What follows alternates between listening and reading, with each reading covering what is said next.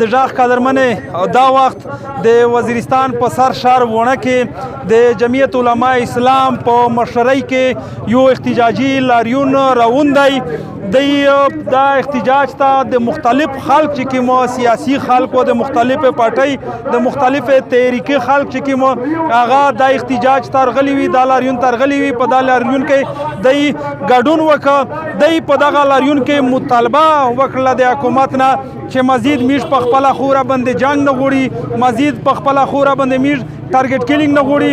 دی څه وویل هردرېمۍ چې د دی نه وروي کوم احتجاجي مظاهراتو دا میږ د قاید محترم د خپل مرکزی امیر د مولانا فضل الرحمن صاحب او درنګ د میږ د فټ امیر موتی او شکر صاحب دغه امر و دغه قادر کړای و چې کوم ټارګټ کیلینګ د بجاوړ نه واخله د وزیرستان پر چې کوم ټارګټ کیلینګ دا په حواله باندې چې بیا په قبایل باندې یو نوای یو ربالیجی په دا حواله باندې جمعیت اسلام فیصله کړی دو چې په ټول هډ کوارټر نه کو احتجاجي مظاهره شي او د خپل حوض دنیا ته رسوي چې می سره د مزید په داسې جمع کې داسې قتل او داسې شهادت میز مزید نشي برداشت کولای چې میز قاتل معلوم نه وي. په دا کې بنیادی مطالبه دا و چې یو ټارګټ کیلینګ میز جمعیت علماء اسلام دا مخصوصه کړله چې کوم مخکینه حالات و حالات به میز باندې بیا روالي.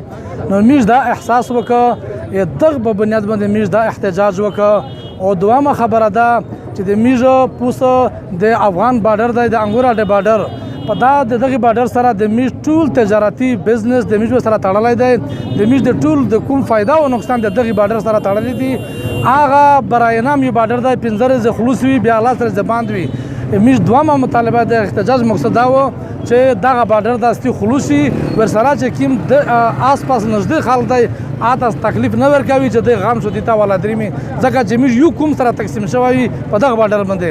او درېمه خبره ده چې میز ته د نت سهولت ملاو شو دا ډېر وخت اول نه چلېده. میز دا توقع وه چې د میز بچیانو په دغه نت سره هغه فواید حاصل کو چې هغه دی په 50 کاله کې نشي حاصلولی. نو هغه د میز نه دغه نت بیا بند کړ او د میز بچیان بیا محروم شول، تعلیم نه محروم شول.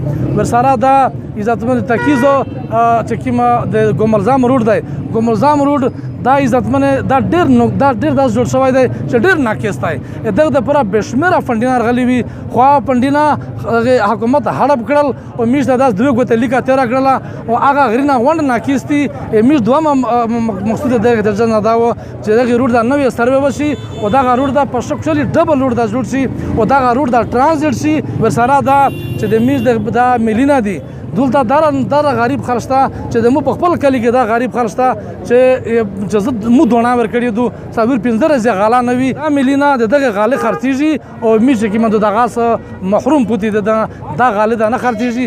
دغه بنیادي مقاصد او بله بجلی چې کومه دو کټ شوي دو او ډېر ارزونې دي د حکومت پلوس جوړول دي خو دا یې نه جوړوي. نو د میز د بجلی په زر نظر د بحالۍ دغه دپاره میز دا احتجاج میز پاکستانی واقدارون ته دا یایي، مشرون ته دا یایي چې مزید کل مار بندے کا میشته د پاکستانی شهري په حیثیت وکړه کوانکسي د کوم مجبور دی نن ډېر پر امن احتجاج و یو پاناباد دا مجبوري جي ډېر مزاحمتي احتجاج وي یو دغه کنټرولې یو ګورنمنټ نه لاره ورکوي. د حکومت هم کې یو مشره جوړتای کو داسې په ټوله دنیا کې نشته. دا په دا چې یو بغټینا د مشره جوړتای دوام خبره ده چې د ملي نه دی ریپای د پاکستان اردرمي د ملي دونه یا ملي ول هم سره جوړ د حکومت سړي دي غلطي د چې ما د مش دونه د خپل ورته خرڅوي په دا کې چې ما دو خامخا د عوام د څه چې دغه کې پښتنه دا وکړو.